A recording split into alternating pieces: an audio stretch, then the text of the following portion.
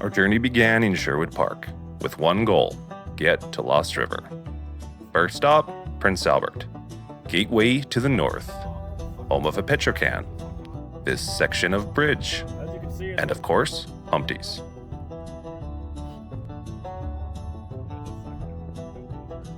Then there was Taste of Asia, and Ashley. After taking in all the culture Prince Albert had to offer, we got a few hours of sleep and hit the road. The next morning, we met up with Brandon. What? Welcome to the ghetto. It's just like Sherwood Park, man. Nothing different here. No, fucking ain't. With the convoy assembled, we pointed the trucks north and headed for L'Orange.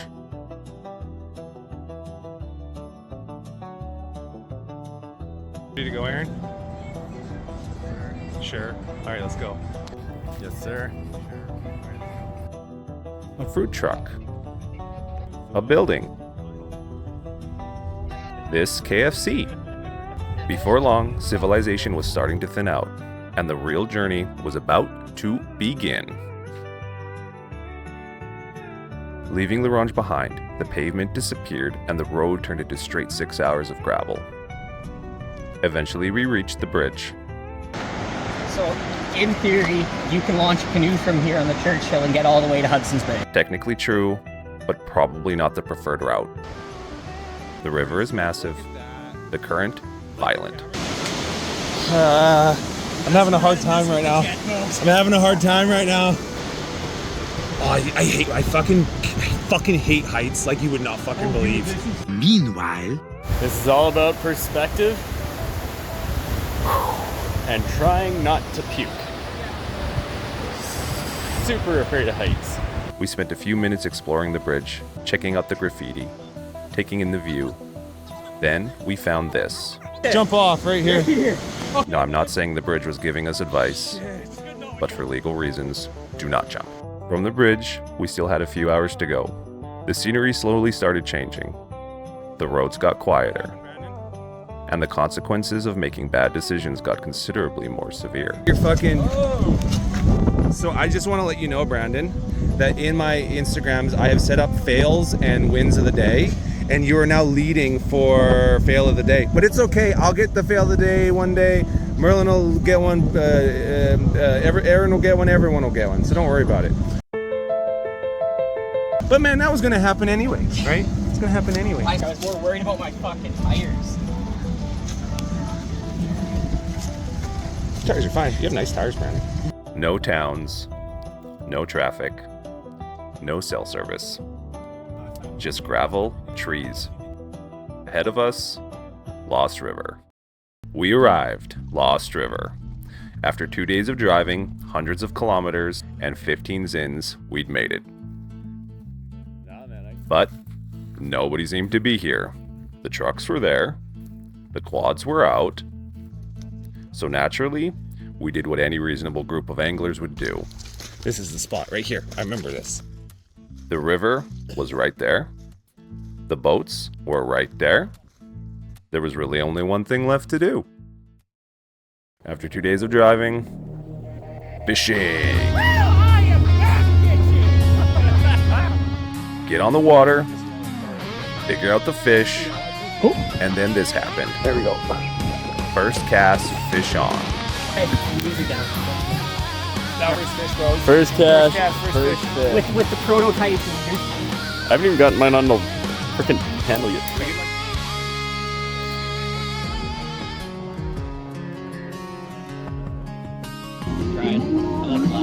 You like the black ones in your mouth? Hell yeah, bro. I'm just gonna motor us that way a little bit. Motor out. I'm not sure what the depth is, so it might be real fuck. You might have to untie the end.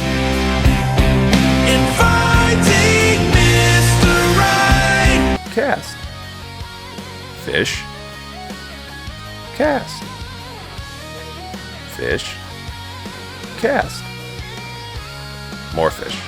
Which was surprising because the conditions were about as far from ideal as you can get. When we arrived, parts of the dock were still frozen in. There was ice floating down the river.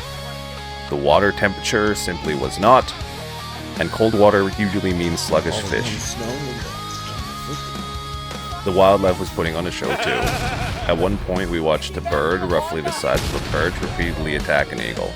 Confidence inspiring. It's like those little fucking dogs. Fucking chihuahua birds. He's like, frick off! First up, Merlin. Merlin owns the Lost River. He's a hardworking farmer. He's been guiding for over a decade. He's got a wife and a small child. But then you spend about 5 minutes talking to him and realize this man has the energy of a backcountry philosopher, a bush guide, and an architect who are all living their best life. He's one of those people who doesn't fit neatly into any category, You guys better record which is the best thing about him. because my insurance is gonna love it.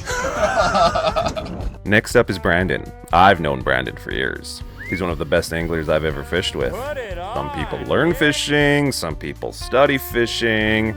Brandon absorbs it through osmosis. Fishing isn't the only thing he's good at either. You just throw the fucking shade, like, no. Complete flow of consciousness. We'll come back to that later. Then there's AA Ron. Aaron's a buddy of mine from Sherwood Park. Unlike Brandon, he didn't spend his childhood decoding fish behavior and communicating with aquatic life forms. He's a husband and a dad. In fact, compared to the rest of us, he's relatively new to fishing. And finally, there's me. My name's Ryan. I'm the owner of Leadhead Lures, which is a fancy way of saying I've somehow turned my fishing addiction into a business. It's a big fish. For me, trips like this have never really been just about catching fish. No deadlines, no emails, no notifications, just good friends, good stories, and Brandon. This is the Geeky River. The reason we driven for 2 days, burned through a small fortune in fuel, and willingly subjected ourselves to Prince Albert. Like most places far in the north, the Geeky is difficult to describe until you're standing beside it. It's wild, untamed, and big enough to make you feel very, very small. The river winds its way through the Canadian Shield, carving through rock, forest, and some of the most remote country you'll find anywhere in Saskatchewan. Out here, we're visitors. The bears know it, the eagles know it, and the river definitely knows it. For most of the trip, the Geeky felt peaceful, almost calm. But rivers have a way of reminding you who's actually in charge. And later in the week, we'd find out exactly what that meant. By day 3, Brandon had fully evolved into his final form. Welcome to Wet and Wild Daytona Beach, boys! Take our shirts off! Ow! And fortunately for the rest of us, we were in a boat with him.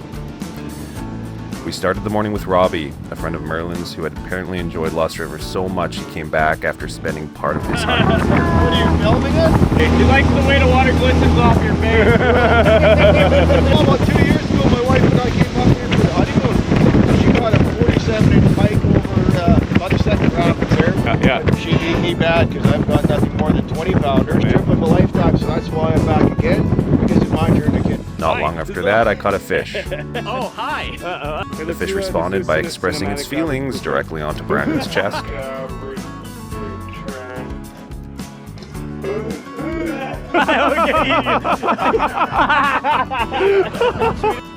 From there, things became increasingly difficult to explain. He means real business now. This is peak fishing guide. Why do you think the women love me? It's for the same reason I love you, Brandon. Don't tell my wife. Alana, if you're watching this. Mom, get the camera! Oh my god! Mom, get the camera! Yeah! What a specimen This of a is man. real guide shit right here, man. Brandon dragged us into a tiny backwater pond. Watch as our guide carries us into the Canadian wilderness. So, we're just gonna hit it with speed. Hell yeah, Brandon. Hell yeah. What's the worst that happens? Hell yeah, What's the Brandon. worst that happens? Don't fly into the front of the boat. Hell yeah, Brandon. Let's fucking do it. Wow, how do you feel about this? I'm excited. Me too. I'm real excited. All right, hold on to your shit, boys.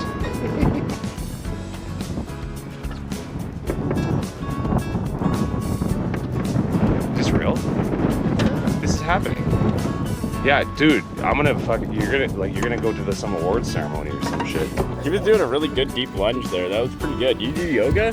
This is Brandon. This is Jackass. I can't believe I pulled this off. I fucking knew it!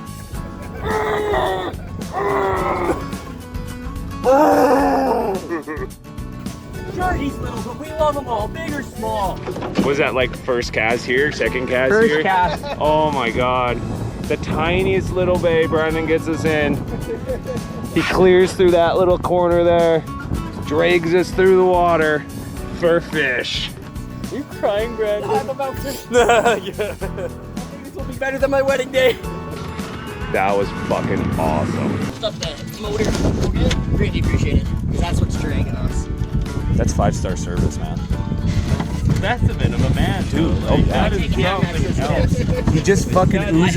You I ooze accept so damage. much testosterone, Brandon. I can't even fucking begin to describe. Representative of a Ladies, Canadian. eat I your don't know if you fucking can find heart it, out. man. Holy Please call me ladies. My criteria: blonde, hot, and crazy. Then another.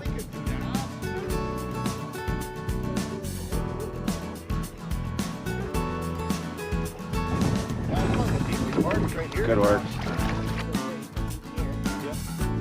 Up on the. Oh my God, I got one. What the fuck? I think fucking this fish so that we can fish this. He's there. How about a cat? Oh yeah. He told me what to do. Come to daddy. Brandon, there you go, buddy. Give me the net. Give me the net. Throw me the net. Throw me the net. That's the way, man. That's the way. Finding potato. We did it. Hell yeah.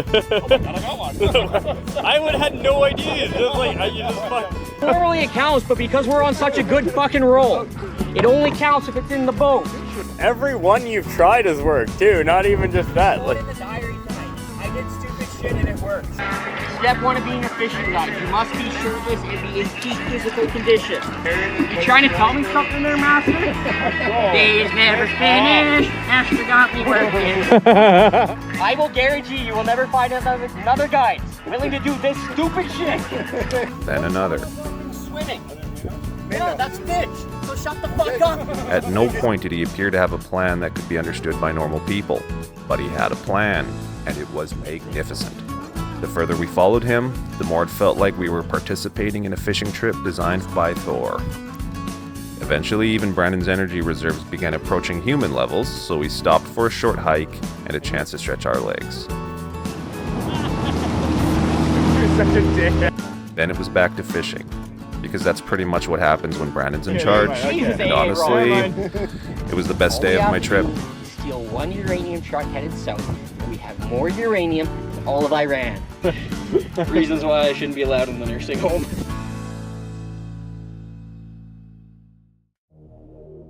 The next morning, we headed for the rapids.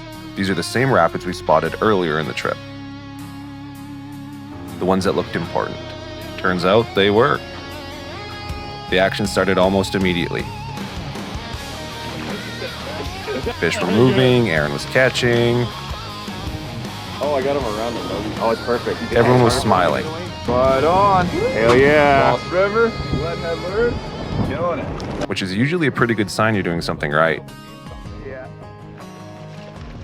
As the day went on, we worked our way upstream toward the second set. And getting there was half the fun. Hell yeah, man. The further upriver we went, the more fish we started seeing. And that's where things got interesting. The pike were there, big pike, really big pike. Following, inspecting, thinking about it, and then doing absolutely nothing. The fish were there, the conditions were improving, and it felt like something bigger was coming. I should probably talk about the bait that was doing most of the heavy lifting, the Freak XL. For most of the trip, I fished the same bait, the same one, fish after fish after fish, which is honestly yeah, pretty man. unusual when you're dealing with aggressive pike. The Freak XL is 6 inches long and built around a stinger system that pulls away from the body when a fish is hooked. The other thing I really like about it is how slowly you can fish it. The Freak XL swims beautifully in shallow water, and when the paddle tail eventually gets torn off, I just keep fishing it. Learned that from Merlin. At that point, it behaves more like a fluke. With water temperatures this cold, that slow presentation ended up being a huge advantage. These things, worst product in the world. We headed back to the second rapids, and almost immediately, things got stupid. Pike. Pike. More pike. Right on. Another pike. At some point, I stopped trying to keep track. The weirdest part was that I was the only one fishing. Brandon was running the boat, Aaron was filming, Marlon was guiding and helping with fish. Meanwhile, I was standing in the middle, feeling like the least deserving celebrity in Canadian fishing history. One after another. Then things got even stranger. Out of nowhere, I hooked a sucker.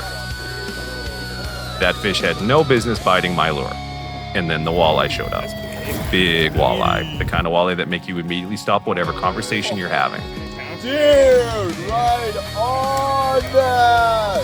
Look at that hook, boys! Wow. That hook, insane. Again.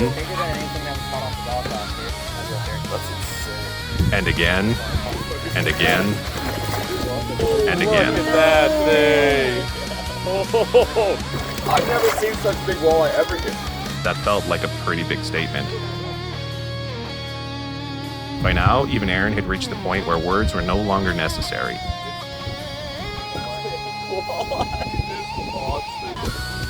The footage speaks for itself. And just when we thought the day couldn't get any better,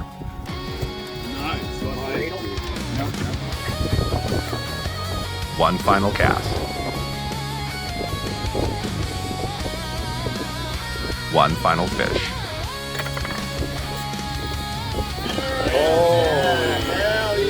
A 40-inch pike. What a way to fucking top this off, dude. Walleye after walleye. The perfect ending.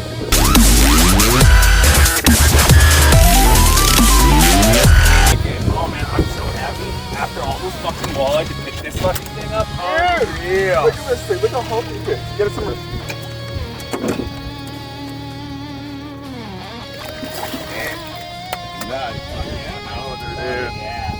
Just warm it up. Or so we thought. What's the strongest opinion you have that nobody agrees with? Oh, we're jumping right off the deep end.